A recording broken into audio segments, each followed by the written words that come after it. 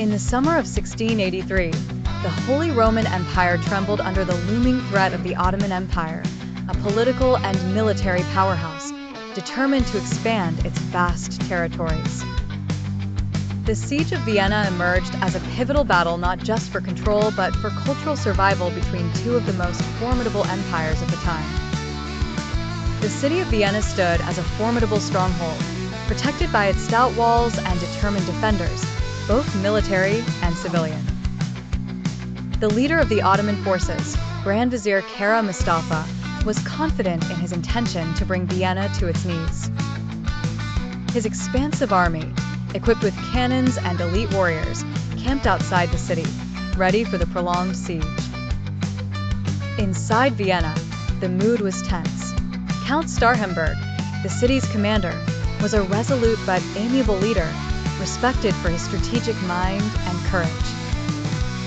His charisma kept the defenders' spirits high, even when the situation seemed bleak.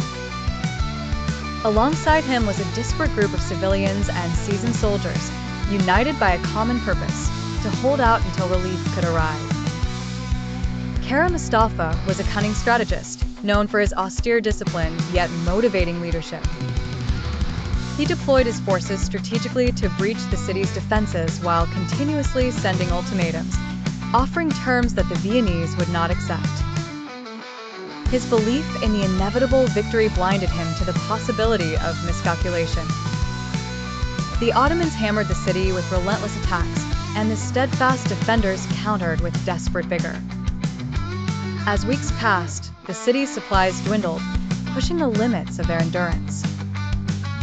Little did Kara Mustafa know that a coalition led by the King of Poland, John III Sobieski, was mobilizing swiftly to aid the beleaguered city. Sobieski was an astute tactician, renowned across Europe for his military prowess. Despite initial delays and doubts among his allies, he rallied a significant force to Vienna's aid.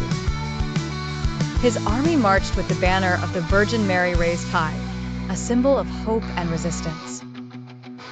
On September 12, 1683, with the city on the brink of collapse, Sobieski's forces appeared as a divine miracle on the horizon. The relief army, numbering tens of thousands, met the Ottomans on the plains of Kahlenberg in a battle that would determine the fate of Europe. The clash was ferocious. The Polish Hussars, with their signature wings forming an impressive silhouette against the Austrian sky, charged through the Ottoman ranks with devastating effect. Sobieski led the attack personally, his courage a beacon for his men. The tides of battle turned with stunning swiftness as the Ottoman forces, overwhelmed and caught off guard, began to crumble. Kara Mustafa, realizing the defeat, attempted to regroup his forces, but it was too late. The combined forces of the Holy Roman Empire and Poland decisively routed the Ottomans, marking the end of the siege and a turning point in the fight between East and West. Vienna celebrated not only its survival but a broader victory that halted the Ottoman expansion into Europe.